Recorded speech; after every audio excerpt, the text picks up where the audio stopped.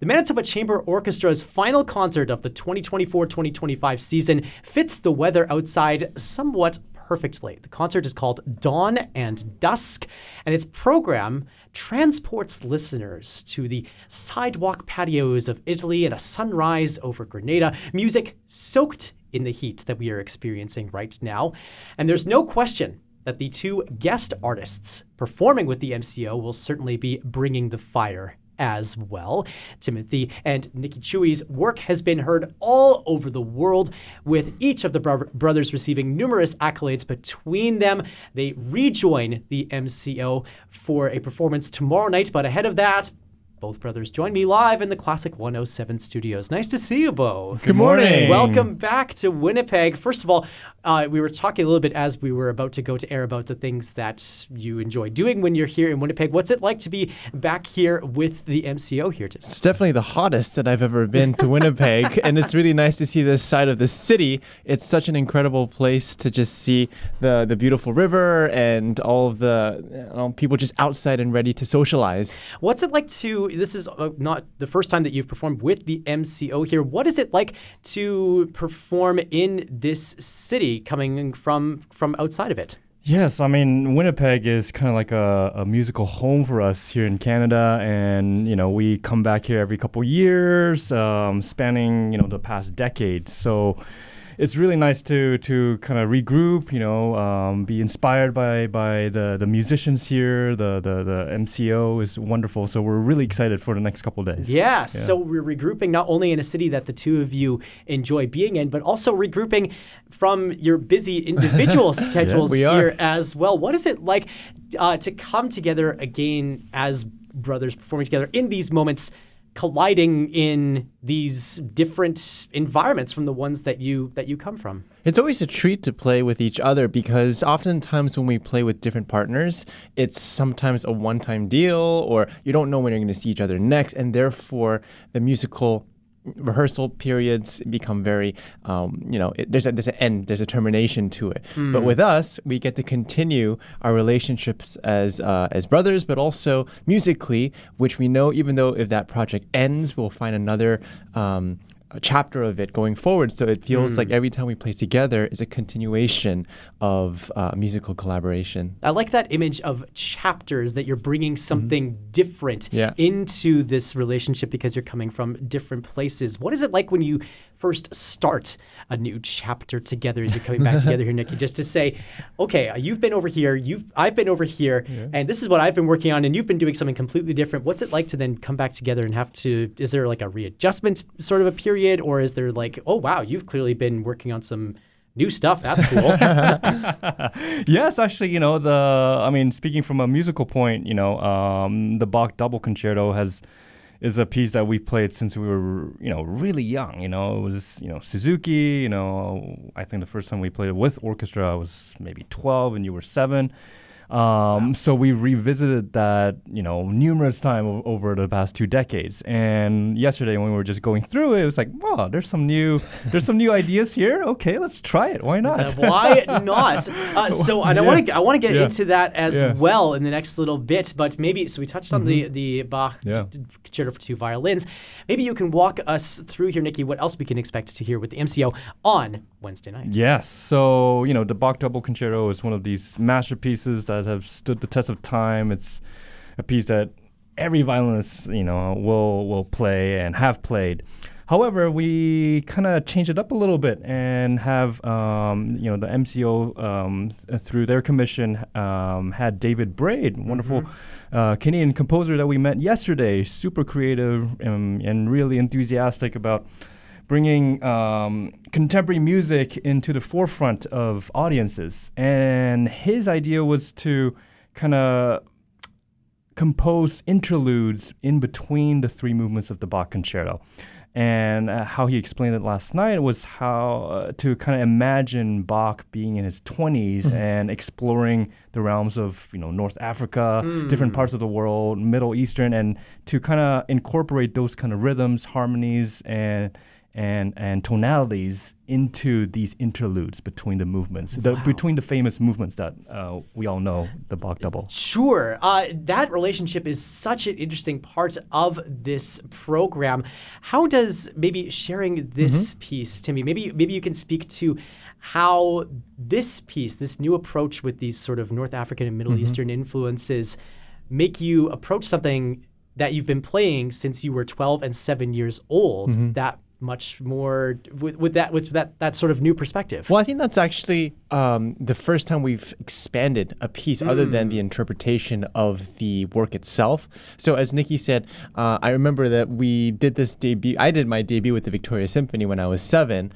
And he was 12, and we came on stage, and I looked at some videos, and we looked so cute. But and there was such confidence to it. And we've played this piece on and off, so in some ways, it's very reflective of our relationships as musical collaborators, because we've learned it, we've put it away, we've relearned it, put it away, and every single time that I think about us picking it back up, it has changed, and it's based on our musical experiences that we've had individually, and so forth.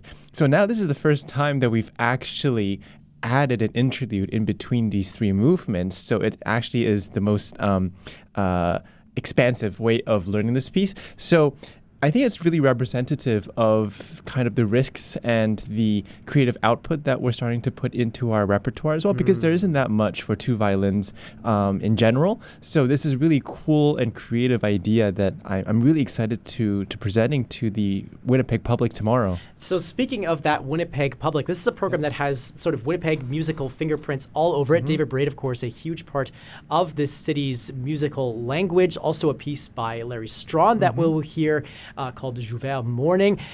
Now, I'm wondering, as people who visit this community and artists that interact with this musical community quite a lot, maybe you can speak to this, Nikki, for a start. What do you two gather about this city's sort of musical language based on the pieces that you are interacting with by local composers, by artists that contribute to this community when you come across them? Well, the times we visited and performed here for the audiences of Winnipeg, it's very clear that it has such a powerful arts culture here. You know, it's such a prominent one in Canada and in the world as well. And to have a program that represents that, you know, from within the city and to the public, it's just natural to be able to be a part of this. Okay. Yeah. So there's other, so we touched on now 3 of the 4 pieces that will be featured in this concert. Another one by an Italian Baroque composer that I had never actually come across in my travels. What can you tell us about what else we can hear in this program? Yeah, well, I'm excited to listen to all the pieces as well that's coming up. I don't know that composer either, so we'll explore that together. Giovanni Solim, adding to that Italian sort of, what did we say before, that sidewalk patio of Italy sort of a vibe that we will get to, that commentates also on these pieces that you two will be sharing. Maybe you can speak, Timmy, to what you think an audience will take away about the relationship between you two, having watched you two play these pieces. Well, I hope that the audience can walk away with revisiting one of the most popular pieces ever written, not just for two violins, but in general, and feel that kind of familiarity again, but also understanding that music is changing and breathing as well, and that a lot of how classical music is perceived in the world is starting to be globalized as well. And I love this idea of this young 20-year-old Bach going to North Africa on a vacation and picking up some of these irregular rhythms and implementing it, not to change the structure of the piece, but to expand the framework of it. What do you think you take away from experiences like this one, Nikki, back into your own solo careers? In other words, when you are here in Winnipeg and you're working with the MCO and you're performing with this fantastic orchestra and you're doing these kinds of pieces that put well-loved pieces by Bach into new light, what do you then take away and bring back to the work that you do all over the world? Sure.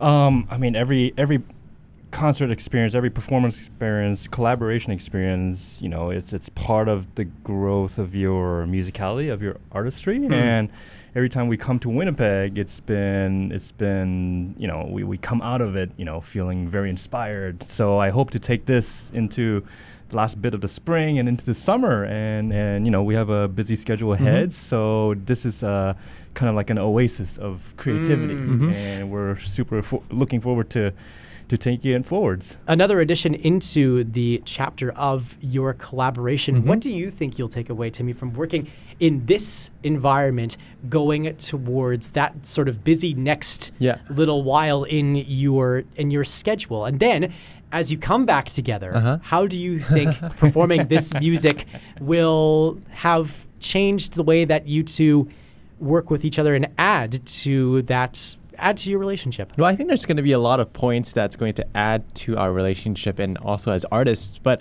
every time I've come back to Winnipeg, or every time that we're asked to do something in Winnipeg, it's always been something out of the box. And I think that is something to be said about the city and the creative programming and also what the audience is willing to take on. So for us, oftentimes we're limited to certain repertoire due to the public, but here we can go really crazy.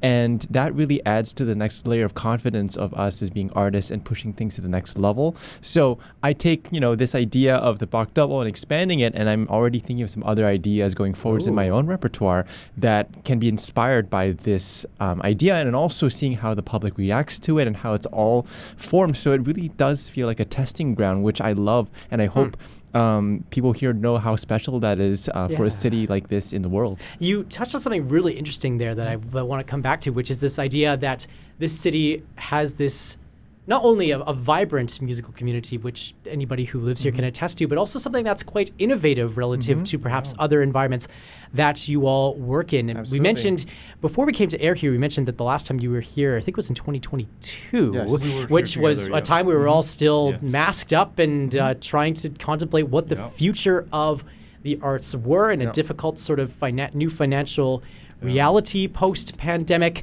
And I'm wondering maybe if what you see here, Nikki, this innovation that you are seeing with the MCO, what role do you think that has as ensembles really continue to try and earn audiences back in what feels like a new sort of environment, this new engagement that exists between performer and audience member? Sure. For me, the relationship between performers and audience, it's a really special and, ever-evolving kind of relationship, right? We give to the audience through the music we play, and the audience gives us the energy back to kind of communicate. So it's a symbiosis that happens while we perform. And to invite and to have audiences come back to kind of, again, like just using it as a testing ground to see what works with the audiences, what can be kind of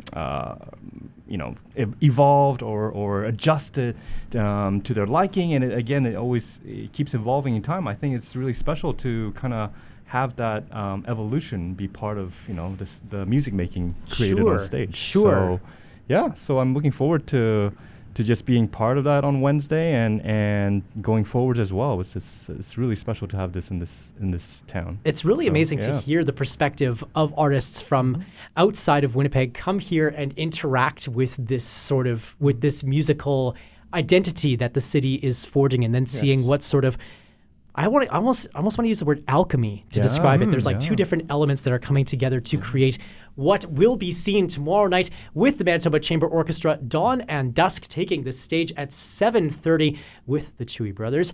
Tickets and more information at themco.ca. Of course, you can learn more at our website later on this morning, classic107.com, and the Classic 107 app. That concert taking place at the Crescent Arts Center in Osborne Village. Such a joy to have the both of you join us here in the Classic 107 studios today. So looking forward to tomorrow night's concert. Thank you for having us.